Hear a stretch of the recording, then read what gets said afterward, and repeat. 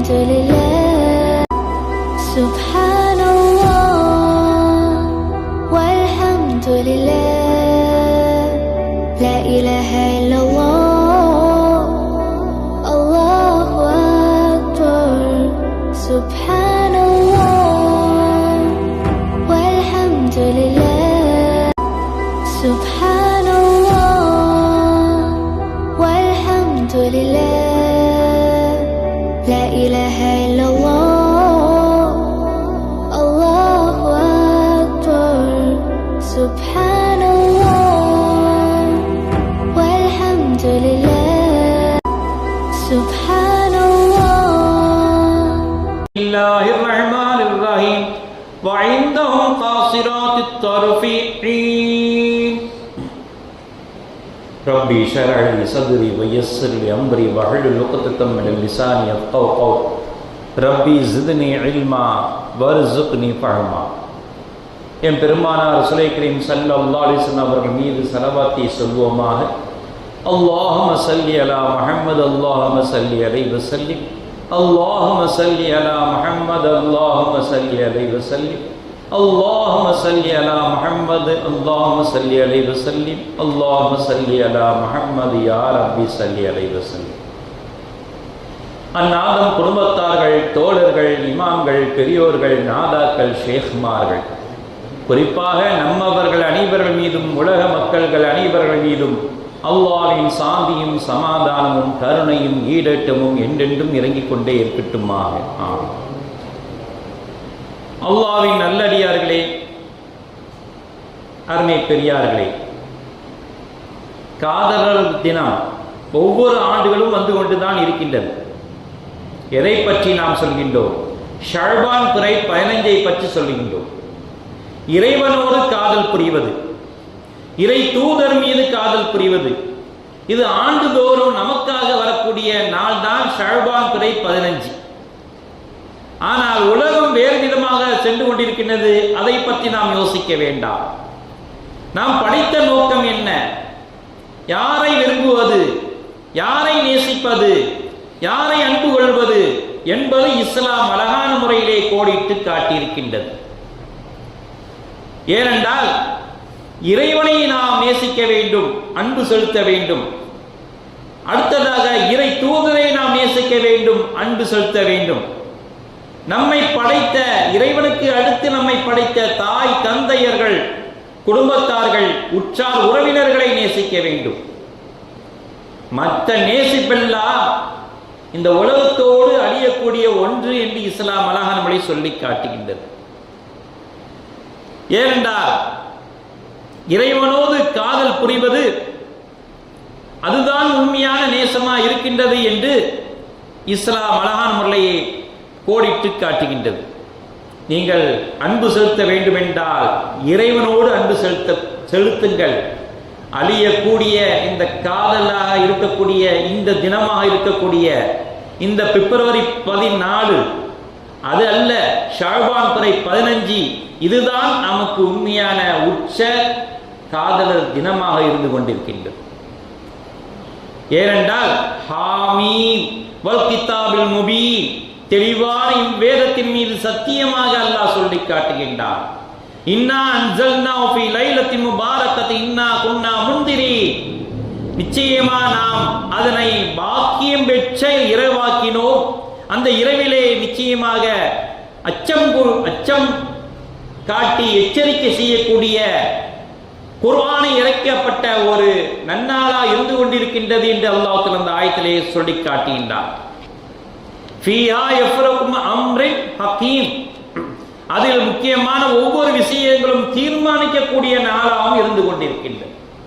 இந்த நாளில் தான் நன்மை தீமை என்று யார் யாருக்கெல்லாம் நோயை கொடுப்பது, நோயை எடுப்பது, வாழ்நாளை நீட்டிப்பது, வாழ்நாளை குறைப்பது, யார் யாருக்கெல்லாம் குழந்தை பாக்கியம் கொடுப்பது எடுப்பது, வியாபாரத்தை கொடுப்பது எடுப்பது, தொழில் பாக்கியத்தை கொடுப்பது எடுப்பது எல்லாமே இந்த நாளில் தான் தீர்மானிக்கப்படுகின்றது. இன்னும் சொல்ல போனால் மரணத்தையும் வாழ்வையும் யாருக்கு நீட்டிக்க வேண்டும் என்றிருந்தால் இன்று நாள் தான் தீர்மானிக்கப்படுகின்றது. அப்படிப்பட்ட நாள் நம் உயிரை நீட்டிக்கக்கூடிய நாள், நம் வியாபாரத்தை பெருக்கக்கூடிய நாள், நம் அன்பை பெருக்கக்கூடிய நாள், நம் உறவினரை நேசிக்கக்கூடிய நாள். இந்த நாளில் இறைவனை காதலிக்க வேண்டாமா? ஆகவே தான் இஸ்லாம் சொல்லி காட்டுகின்றது. உண்மையான நேசம் எது என்று தெரியுமா? இறைவனையும் இறை தூதரையும் நேசிப்பதுதான் உண்மையான நேசம். மற்ற எல்லாம் உலகத்தில் அழியக்கூடிய ஒன்றாக இருக்கின்றது என்று பெருமானார் ரசூலை கரீம் ஸல்லல்லாஹு சொல்லி காட்டினார்கள். இறைவனை காதலித்தால் என்ன நடக்கும்? இம்மை வாழ்வு சிறக்கும், மறுமை வாழ்வு சிறக்கும், சொர்க்க வாழ்வு திறக்கும், நரக வாழ்வு அடைக்கப்படும் என்று பெருமானார் ரசூலை கரீம் ஸல்லல்லாஹு சொல்லி காட்டினார். எவ்வளவு பெரிய பாக்கியம்! இறைவனை காதலிப்பதால் இம்மையிலும் சிறப்பு, மறுமையிலும் சிறப்பு, சொர்க்கவாத்தின் திறப்பு, நரகத்தின் அடைப்பு. இந்த விஷயங்கள் எல்லாம் நமக்கு கிடைக்கின்ற காரணத்தினால் இது யாராவது காதலித்தால் கிடைக்குமா? மற்றவர்களை காதலித்தால் உங்கள் பொருளாதாரம் தான் சீரழியும். ஆனால் இறைவனை காதலித்தால் பொருளாதாரம் மேம்படும், வாழ்வாதாரம் மேம்படும், சொர்க்கம் திறக்கப்படும், நரகம் மூடப்படும் என்று இஸ்லாம் அழகாக சொல்லி காட்டும் பொழுது நம்முடைய எண்ணங்களுடைய சிறகோட்டங்களை எங்கே பறக்க விட வேண்டும்? இறைவன் பக்கமா மற்றவர் பக்கமா என்பதை நாம் சிந்தனை செய்து பார்க்க வேண்டும். ரஜப் மாதம், ஷஅபான் மாதம் இறைவனை காதலிக்கக்கூடிய மாதம் என்று சொல்லி காட்டப்படுகின்றது. ரமலான் மாதம் இறைவனோடு ஐக்கியமாகி நோக்கக்கூடிய மாதமாய் இருக்கின்றது. ஆகவே தான் இந்த பயிற்சி காலத்தில் கவனத்தை எங்கேயும் சிதறவிடாமல் இறைவனோடு உறவாடி கொள்ளுங்கள் என்று இஸ்லாம் அழகான முறையை சொல்லி காட்டுகின்றது. இதுதான் சொர்க்க வாழ்வில் சிறந்த வாழ்வு என்று சொல்லி காட்டப்படுகிறது. ஏனென்றால் இம்மையில் ஒரு அழகான பெண் கிடைக்க வேண்டும் என்று ஒரு மனிதன் அல்லது இளைஞன் படக்கூடிய பாடை ஏட்டிலே எழுத முடியாது. அப்படி கஷ்டப்பட்டு அந்த பெண்ணை அடைந்து வாழ்வில் சிறப்பாக இருக்கின்றானா? வாழ்வு முழுவதும் அவன் இன்பமாக கழிக்கின்றானா? திருமணம் முடித்த பிறகு ஏண்டா காதலிச்சோம், ஏண்டா திருமணம் முடிச்சோம் என்று காலங்கள் மாற்றி விடுகின்றன. அவன் யோசிக்கின்றான், இந்த பெண்ணுக்கா இவ்வளவு காலம் முடித்திருந்தோம், இந்த பெண்ணுக்கா இவ்வளவு நாளும் கனவு காண்டு கொண்டிருந்தோம், இந்த பெண்ணுக்கா நாம் உண்ணாமல் உறவாடாமல் தாய் தந்தையர்களை எதிர்த்து கொண்டு வாழ்ந்தோம், இப்பொழுது நம்மை கவனிக்க கூட அந்த பெண்ணுக்கு ஆசை இல்லையே என்று ஒவ்வொரு இளைஞனும் துடிக்கக்கூடிய நேரம். ஆனால் இறைவனை காதலித்து பாருங்கள். ரப்பே, உன்னை இன்னும் காதலித்திருக்க வேண்டுமே, இவ்வளவு பாக்கியத்தை தந்த ரப்பே, உன்னை நான் இன்னும் காதலித்திருக்க வேண்டும், இன்னும் நேசித்திருக்க வேண்டும், இன்னும் அன்பு செலுத்தியிருக்க வேண்டுமே என்று ஏங்கி தவிக்கக்கூடிய காலங்களை அல்லாஹ் உருவாக்குகின்றான் என்று அல்லாஹ் தஆலா சொல்லி காட்டு. அப்படிப்பட்டவர்களுக்கு எப்படிப்பட்ட கண்ணழகை கொடுக்கின்றான் சொர்க்கத்திலே. அல்லாஹ் தஆலா சொல்லி காட்டும் பொழுது வஇந்தஹும் காசிராத்தி தர்ஃபீன் என்று சொல்லி காட்டுகின்றான். இன்னும் அவர்களிடத்தில் அடக்கமான பார்வையும் நெடிய கண்களையும் கொண்ட அமர கன்னிகளை அவர்களுக்கு பரிசாக கொடுப்போம். யாரை காதலித்தது? பெண்ணை காதலித்தது அல்ல, இறைவனை காதலித்தது. என்னை காதலித்ததுக்காக வேண்டிய அவர்களுக்கு எப்படிப்பட்ட பரிசை கொடுக்கின்றோம் என்று தெரியுமா? வஇந்தஹும் காசிராத்தி தர்ஃபீன். இன்னும் அவரிடத்தில் அடக்கமான பார்வை, பார்வையில் அடக்கம், பணிவு, நெடிய கண்கள் கொண்ட அமர கன்னிகளை அவர்களுக்கு பரிசா கொடுப்போம் என்று அல்லாஹ் தஆலா குர்ஆன் ஆயத்திலே சொல்லி காட்டுகின்றார். மற்றொரு ஆயத்திலே சொல்லி காட்டும்போது கஅன்னஹுன்ன பைனுல் மக்னூன் என்று சொல்லி காட்டினார். தூய்மையில் அவர்கள் சிப்பிக்குள் இருக்கக்கூடிய முத்துக்களை போல இருப்பார்கள். உங்களுக்கு கொடுக்கக்கூடிய பெண் எப்படி இருப்பார்கள் என்று தெரியுமா? கண் பார்வை தாழ்ந்தவர்களாய் இருப்பார்கள். கண் நெடிய மீன் நாட்ட கண்ணனை போல இருப்பார்கள். நிறம் எப்படி இருப்பார்கள் தெரியுமா? தூய்மையான சிப்பிக்குள் மறைக்கப்பட்ட முத்துக்களை போன்று ஜொலிப்பார்கள் என்று அல்லாஹ் தஆலா வர்ணிக்கின்றான். இதைவிட வர்ணிக்க முடியாது. இதைவிட நாம் வர்ணிக்க முடியுமா? முடியவே முடியாது. வஇந்தஹும் காசிராத்தி தர்ஃபி அத்ராப். அவருடைய கீழ் நோக்கிய பார்வை, பணிவான பார்வை, பார்வை கீழ் நோக்கி ஒரே வயதுடைய அமர கன்னிகள் இருப்பார்கள். ரொம்ப முத்துன கண்ணியை கொடுத்துட்டான கவலைப்பட வேண்டாம். ரொம்ப இளஞ்சிட்டுகளை கொடுத்துட்டான், உங்களுக்கு தக்கின பக்குவமான கன்னிகளை உங்கள் மனைவிக்கு இனிய, இப்படிதான் மனைவி இருக்க வேண்டும் என்ற ஒரு கற்பனை கோட்டையில் வாழ்வீர்கள் அல்லவா? இப்படி இருக்க மாட்டிருக்காங்களே, இப்படிதான் இருக்கணும்னு உங்க மனசுல ஒரு கற்பனை கோட்டை இருக்கும். ஆனால் மனைவியை பார்த்தா இப்படி இருக்க மாட்டாங்க என்று இயங்குவீங்க. ஆனால் உங்கள் மனதுக்கு ஏற்ப அந்த கற்பனை கோட்டையின் படி அல்லாஹ் தஆலா பெண்ணை கொடுக்கின்றான் என்று குர்ஆனிலே சொல்லி காட்டுகின்றான். ஃபீஹின்ன காசிராத்து தர்ஃப் லம் யத்மிஷுன்ன இன்சும் கப்லஹும் வலா ஜான். அவர்கள் அடக்கமான பார்வையாய் இருப்பார்கள், அமர கன்னியாய் இருப்பார்கள். அவர்களுக்கு முன்னால் எந்த மனிதனும் எந்த ஜின்னும் தொடாத பெண்ணாய் இருப்பார்கள். எந்த மனிதனும் தொட்டிருக்க மாட்டான், எந்த ஜின்களும் தொட்டிருக்க. இந்த உலகத்தில் பார்ப்போம், பேய் பிடிக்குதா பிடிக்கலையா? இந்த பெண்ணுக்கு ஏன் பேய் பிடிச்சிருக்கு? பெண்ணை தான் பேய் பிடிக்கும். அழகான பெண்களை பார்த்து ஜின்களும் மோகம் கொள்ளும். அந்த ஜின்கள் அந்த பெண்ணோடு உறவாடு கொள்ளும். அதான் அல்லாஹ் தஆலா சொல்லிருக்காங்க, ஜின்னு கூட தொட்டிருக்காரு, கவலையே படாதீங்க. ஒரு மனிதனும் தொட்டிருக்க மாட்டான், ஒரு ஜின்னும் தொட்டிருக்க மாட்டான். அப்படிப்பட்ட தூய்மையான தூய உள்ளம் கொண்ட ஒரு பெண்மணியை, ஹூருல் ஈன்களை உங்களுக்கு நாங்கள் அன்பளிப்பா கொடுப்போம் என்று சொல்லி காட்டுகிறார்.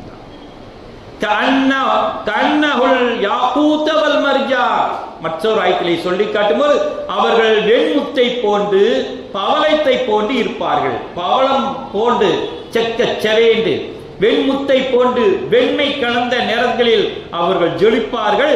ஃபீஹின்ன கைராத்தி ஹிசான். அவர்கள் அழகுமிக்க நற்குணமுள்ள கண்ணியம் உள்ள பெண்களாயிருப்பார்கள் என்று சொல்லி காட்டுகிறார். நேரத்தில் மட்டுமா, கண்கள் மட்டுமா, பார்வை மட்டுமா, தூய்மை மட்டுமா? அது மட்டுமல்ல, உங்களுக்கு நற்குணங்களிலும் அவர்கள் மேன்மையானவர்கள், அழகிலும் மேன்மையானவர்கள், நற்குணங்களிலும் மேன்மையானவர்கள், கண்ணியம் காப்பதிலும் மேன்மையானவர்களை உங்களுக்கு பரிசு கொடுப்போம் என்று அல்லாஹ் தஆலா சொல்லி காட்டினார். மற்றொரு ஆயத்திலே சொல்லி காட்டும் பொழுது ஹூரும் மக்சூராத்தும் ஃபில் ஹியாம். ஹூர் என்னும் அக்கன்னியர்கள் அழகிய கூடாரங்களில் மறைக்கப்பட்ட ஒரு பெண்மணியாக இருப்பார்கள் என்று அல்லாஹ் தஆலா யாருமே பார்க்க மாட்டாங்க. அவ்வளவு தூய்மையா மறைக்கப்பட்ட உங்களுக்குனே பிரத்யேகமாக்கப்பட்ட பெண்மணியை நாங்கள் பரிசாக கொடுப்போம். எதுக்காண்டி இவ்வளவு செய்யலாம்? என்னை காதலித்ததுக்காக வேண்டி, இறைவனை காதலித்ததுக்காக வேண்டி, இறை என்னுடைய தூதரை காதலித்ததுக்காக வேண்டி, நான் கொடுத்த வேதத்தை காதலித்ததுக்காக வேண்டி உங்களுக்கு நாம் பரிசளிக்கின்றோம் என்று அல்லாஹ் சொல்லுகின்றான். சொர்க்கத்து அழகியல் அரபியில் ஹூருல் ஈன் என்ற அரபி விளக்கத்தை பார்க்கும்போது அல் குர்ஆன் அழைக்கிறது, ஹூர் என்றால் அகண்ட விழிகளை கொண்ட, மான் விழிகளை கொண்ட, மீன் விழிகளை கொண்ட ஒரு பெண்மணி என்று குர்ஆன் வர்ணிக்கின்றது. கருவிழிகள், நல்ல கருகரு என்ற கருவிழிகளை கொண்ட, வெண்விழிகள், நல்ல தூய்மையான வெண்விழிகளை கொண்ட தன்மை உள்ள பெண்மணியை பற்றி குர்ஆன் அழகான முறையில் எடுத்து காட்டுகின்றது. ஈன் என்றால் கண்கள், ஹூர் என்றால் மீன்விழி, மான்விழி, தேன்விழி சொல்லுவோமே, அதுதான் ஹூர். இந்த ஹூர் ஈன்கள் என்று பெண்கள் கவர்ச்சியான கன்னிகள், சொர்க்க வைக்கும் சொர்க்கத்து கண்ணடிகள் என்று குர்ஆன் அழகான முறையில் அவர்களை வர்ணிக்கின்றது. இப்படிப்பட்ட கண்ணலைகளை பற்றி மேலும் குர்ஆன் கூறும்போது வஹூருன் ஈன் என்று சொல்லி காட்டுகின்றது. நெடிய கண்களையுடைய கன்னிகள் என்று சொல்லி காட்டுகின்றது. கம்ஷால் லுக்லுல் மக்னூன், மறைக்கப்பட்ட முத்துக்களை போல அவர்கள் ஜொலிப்பார்கள். முத்து சிப்பிகள் மறைக்கப்பட்ட முத்துக்களை போல ஜொலிப்பார்கள் என்று நிறைய விஷயங்கள் ஹூர்களை பற்றி சொல்லி காட்டப்படுகிறது. ஜஸா பிமா கானு யஅமலூன், இவை யாவும் சொர்க்கவாசிகள் இம்மையில் இறைவனையும் இறை தூதரையும் காதலித்த செயலுக்காக வேண்டி அவர்களுக்காக வேண்டி பரிசளிக்கின்றோம் என்று அல்லாஹ் தஆலா வாக்குறுதி கொடுக்கின்றார். இந்த ஆயத்திலே கடைசியில் முடிச்சிட்டான். எதற்காக இவ்வளவு செய்கிறோம்? ஜஸாம், கூலி கொடுக்கணும். பிமா கானு யஅமலூன், இறைவனையும் இறை தூதரையும் செய்த செயல்களை ஒப்புக்கொண்டு காதலித்து செயல்பட்டதற்காக வேண்டி நாங்கள் கொடுக்கும் பரிசு என்று அல்லாஹ் தஆலா சொல்லி காட்டுகிறார். ஒவ்வொரு சொர்க்கவாசிகளுக்கும் 2 கண்ணடிகளை அல்லாஹ் கொடுக்கின்றான் என்று பெருமானார் ரசூலை கரீம் ஸல்லல்லாஹு அலைஹி சொல்லி காட்டினார்கள்.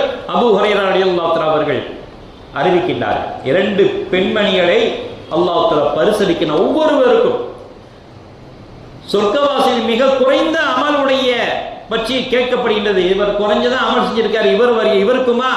ஆம், அவருக்கும் 2 கண்ணடிகள் கொடுக்கப்படுவார்கள் என்று சொல்லப்படுகின்றது.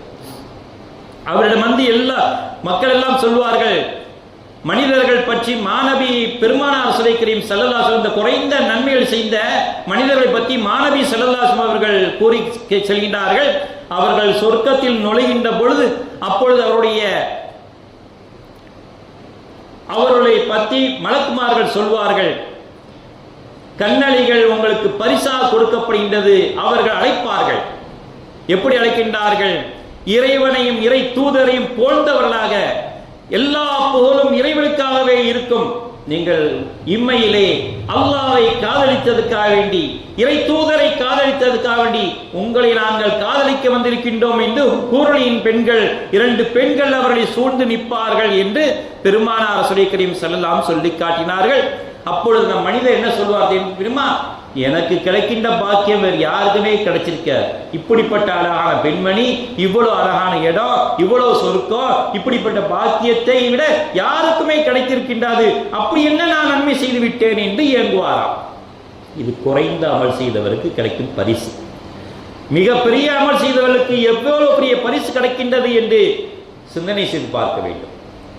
முதல் சொர்க்கத்தை நுழைபவர்கள் பூர்ண சந்திரன் ஜொலிப்பதை போல பிரகாசமுடையவர்களாக உள்ள நுழைவார்கள். இரண்டாவதாக சொர்க்கத்தின் நுழைவர்கள் நட்சத்திரத்தை மின்வரை கொள்ள மின்னிக்கொண்டு அவர்கள் சொர்க்கத்தில் நுழைவார்கள்.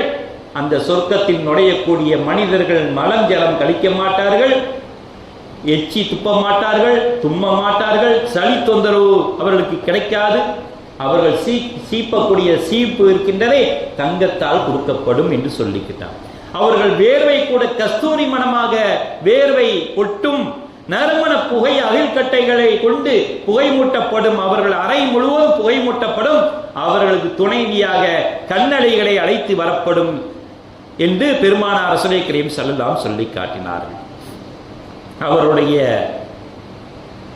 குணம்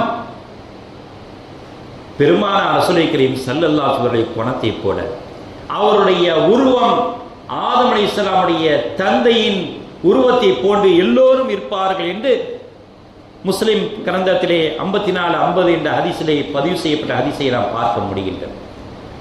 அவர்கள் எண்ணங்கள் எல்லாம் ஒரே எண்ணமாக இருக்கும். அங்கே போட்டி இருக்காது, பொறாமை இருக்காது, பொய் இருக்காது, கபது இருக்காது, சூது இருக்காது, வெறுப்பு இருக்காது. எது எல்லாம் இல்லாமல் அவர்கள் வாழ்வார்கள் சொர்க்கத்து வாசிகள். உனக்கு இவ்வளவு பெரிய கண்ணளியா அப்படின்னு சொல்லவே மாட்டான். அதை விட எனக்கு அல்லாஹ் தஆலா திருப்தி அடைய கூடக்கூடிய கண்ணளியை கொடுத்து விட்டான். உனக்கு இவ்வளவு பெரிய சொர்க்கமா? உன்னை விட எனக்கு சிறப்பான சொர்க்கத்தை கொடுத்திருக்கின்றான் என்று போதுமான மனதை அல்லாஹ் தஆலா உருவாக்கி விடுவான். இந்த உலகத்துக்கு ஆப்போசிட்டாக மறுமை உலகம் நடக்கும் என்று சொல்லி காட்டினார்கள். இறையச்சம் உடையவர்களுக்கு 2 கண்ணழகிகள் கிடைப்பதைப் போல சொர்க்கத்தில் பெண்களுக்கும் கிடைக்குமா என்று கேட்கப்படுகின்றது. ஆண்களை பொறுத்தவரையிலே இந்த உலகத்திலும் சரி 4 கல்யாணம் முடித்தாலும் யாரும் என்ன ஒரு சொல்ல மாட்டார்கள். ஆனால் பெண்கள் 4 கல்யாணம் முடித்தால் இதனால் ஒரு பெண்ணா என்று ஏளனம் பேசுவார்கள். இது இம்மையிலும் நடக்கும் மறுமையில் நடக்கும் என்று சொல்லி காட்டினார்கள். ஆகவேதான் பெருமானார் ஸல்லல்லாஹு அலைஹி அவர்கள் 4 கல்யாணம் முடித்தீர்கள் என்று சொல்லி காட்டும் பொழுது 4 கல்யாணம் முடித்த 4 பெண்களிடம் 100 வகை இன்பத்தை பெற்றுக் கொள்ளுங்கள் என்று பெருமானார் ஸல்லல்லாஹு அலைஹி அனுமதி தந்திருக்கின்றார். மறுமையிலே பெண்களுக்கும் கண்ணடியில் இருக்கா, நீங்கள் இந்த உலகத்தில் வாழ்ந்த கணவனோடு நீங்கள் சந்தோஷமா வாழ்வீர்கள் என்று பெருமானார் ஸல்லல்லாஹு சொல்லி காட்டினார். ஏனென்றால் ஆண்கள் கவர்ச்சிக்கு முக்கியத்துவம் கொடுப்பார்கள், பெண்கள் உணர்ச்சிக்கு முக்கியத்துவம் கொடுப்பார்கள். கவர்ச்சிக்கு முக்கியத்துவம் கொடுக்கக்கூடிய ஆண்களுக்கு 2 கண்ணடிகளை பரிசாக கொடுத்தோம். உணர்ச்சிக்கு முக்கியத்துவம் கொடுக்கின்ற பெண்களுக்கு அவருடைய கணவன்மார்களையே அவர்களுக்கு பரிசாக கொடுப்போம் என்று பெருமானார் ஸல்லல்லாஹு சொல்லி காட்டினார்கள். என்றால் எவ்வளவு பெரிய பாக்கியமிட்டவர்களாக இருக்கின்றார்கள் என்பது நாம் சிந்தனை செய்து பார்க்க வேண்டும். மற்றொரு முறையாக அன்னை உம்மு சல்மா ரலியல்லாஹு அவர்கள் பெருமானார் ஸல்லல்லாஹு சொல்லி காட்டினார்கள், இஸ்லாத்தில் இந்த உலகத்தில் வாழக்கூடிய பெண்கள் சிறந்தவர்களா, மறுமையில் வாழும் பெண்கள் சிறந்தவர்களா என்று அன்னை உம்மு சல்மா ரலியல்லாஹு தஆலா அவர்கள் பெருமானார் ரசூலை கரீம் ஸல்லல்லாஹு அலைஹி சொல்லி காட்டினார். ஏன்னா ஹூர்லீன்களை பற்றி இவ்வளவு பெருசா சொல்றீங்களே, இந்த உலகத்தில் உள்ள பெண்கள் நாங்கள் சிறந்தவர்களா, மறுமையில் வாழும் ஹூர்லீன்கள் பெண்கள் சிறந்தவர்களா என்று கேட்கும் பொழுது பெருமானார் ரசூலை கரீம் ஸல்லல்லாஹு அலைஹி சொன்னார்கள், இந்த உலகத்தில் வாழக்கூடிய பெண்கள் தான் சிறந்தவர்கள் என்று சொல்லி காட்டினார். ஏனென்று தெரியுமா? நீங்கள் தான் இறைவனை நேசித்தீர்கள், இறைவனை காதலித்தீர்கள், இறை தூதரை காதலித்தீர்கள், அவன் அனுப்பிய வேதங்களை காதலித்தீர்கள். ஒவ்வொரு அமல்களும் சாட்சியுடன் நீங்கள் பகிர்ந்து கொண்டீர்கள். தொழுவீர்கள், நோன்பு நோற்றீர்கள், இபாத் செய்தீர்கள், எல்லாம் செய்தீர்கள். அவளுக்கு அந்தமான வேலை இல்லை. அதை பற்றி பார்க்கும் பொழுது மறுமையில் இருக்கக்கூடிய ஹூர்லீன்கள் பெண்களை விட நீங்கள் இந்த உலகத்தில் வாழக்கூடிய பெண்கள் தான் உயர்வானவர்கள், சிறந்தவர்கள் என்று சொல்லி காட்டினார். அப்படி என்றால் ஒரு பெண் திருமணம் முடிக்கின்றார், கணவன் இறந்து விடுகின்றார். இன்னொரு திருமணம் முடிக்கின்றார், அந்த கணவன் இறந்து விடுகின்றார். இன்னொரு கணவன் முடிக்கின்றார், அந்த கணவன் முடிக்கின்றார். 4 முடிக்கின்றார். மறுமையிலே இந்த 4 கணவரோடு எந்த கணவரோடு இறைவன் சேர்த்து வைப்பார்? இந்த உலகத்திலே ஒரு பெண்மணிக்கு 4 கணவர்கள் இருக்க முடியாது, மறுமையிலும் அப்படிதான். ஆனால் மறுமையிலே 4 கணவர்களும் எழுந்திருப்பார்கள். நாங்கள் 4 பேரையும் திருமணம் முடித்திருப்போம், இந்த 4 பேர்களில் எங்களை யாரை முடித்து வைப்பான் என்று கேட்கும் பொழுது அல்லாஹ் தஆலா இஹ்தார் தேர்ந்தெடுக்கக்கூடிய தன்மையை பெண்களுக்கு கொடுக்கின்றான். 4 பேர்களில் உங்களை யாரை நன்றாக கவனித்தார்கள், உங்களை யார் அன்போடு கவனித்தார்கள், யார் ஒழுக்கமா இருந்தார்கள், யார் மேன்மையா இருந்தார்கள், யார் இறைவனை நேசித்தார்கள், யார் இறை தூதரை நேசித்தார்கள், அவரை தேர்ந்தெடுங்கள். அல்லாஹ் உத்தரவிடுகின்றான். அந்த ஒரு கணவரை அவர்கள் தேர்ந்தெடுக்க உரிமையை அல்லாஹ் கொடுக்கின்றான் என்று உம்மு சல்மா ரலியல்லாஹு தஆலா அவர்கள் அறிவிக்கின்றார்கள். என்றால் நாம் இந்த காதலர் தினம் 14 பிப்ரவரி 14 அல்ல, ஷஅபான் பிறை 15 தான் நம்மளுடைய காதலர் தினம். ஏனென்றால் இறைவனை தவிர வேறு யாரையுமே நாம் காதலிக்க முடியாது. இறைவனை காதலித்து பாருங்கள், இறை தூதரை காதலித்து பாருங்கள், எல்லாரும் நம்மை நேசிப்பார்கள், எல்லோரும் நம்மை காதலிப்பார்கள். நாம் ஒருவரை காதலித்தால் மற்ற யாரும் நம்மளை காதலிக்க மாட்டார்கள். ஆனால் இறைவனை காதலித்தால் எல்லோரும் நம்மளை நேசிப்பார்கள். அப்படிப்பட்ட நேசத்தை நாம் உருவாக்குவோமாக. யா அல்லாஹ், அப்படிப்பட்ட நேசத்தையும் பாசத்தையும் எங்களுக்கு உருவாக்கி தருவாயாக. உன்னை மட்டும் காதலிக்கக்கூடிய பாக்கியத்தை தருவாயாக. உன் இறை தூதரை காதலிக்கக்கூடிய பாக்கியத்தை தந்தருள்வாயாக. நீ இறக்கி வைத்த வேதத்தை காதலிக்கக்கூடிய பாக்கியத்தை தந்தருள்வாயாக. காதல் என்றால் நேசிப்பது தானே அல்லாஹ். உன்னை நேசிக்கவும் இறை தூதரை நேசிப்பதும் குர்ஆனை நேசிப்பதும் ஓதுவதும் எங்களுக்கு பாக்கியமாய் தந்தருள்வாயாக. வாஹிரு தஅவானா அல்ஹம்துலில்லாஹி ரப்பில் ஆலமீன்.